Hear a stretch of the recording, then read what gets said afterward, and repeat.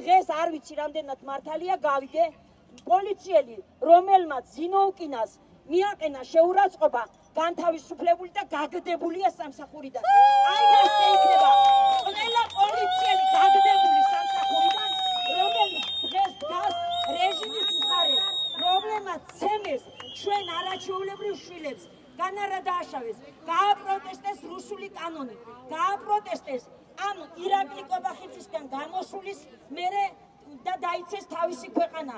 არ მაინტერესებს ჩვენი შვილები ყოველთვის ჩვენთვის იქნებიან გმირები, იქნებიან ყველაზე სინდისიერები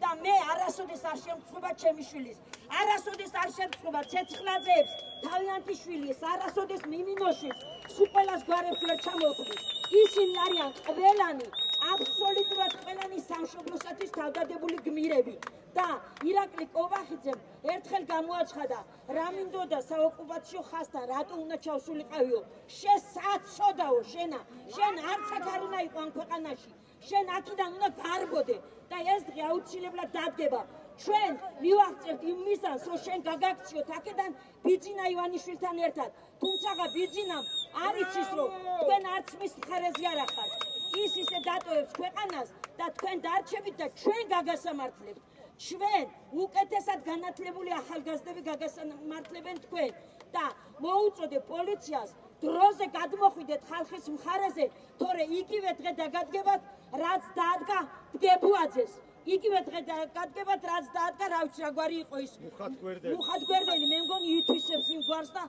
არ იქნება ალბათ ეგ გვარი რა ასე მგონია მე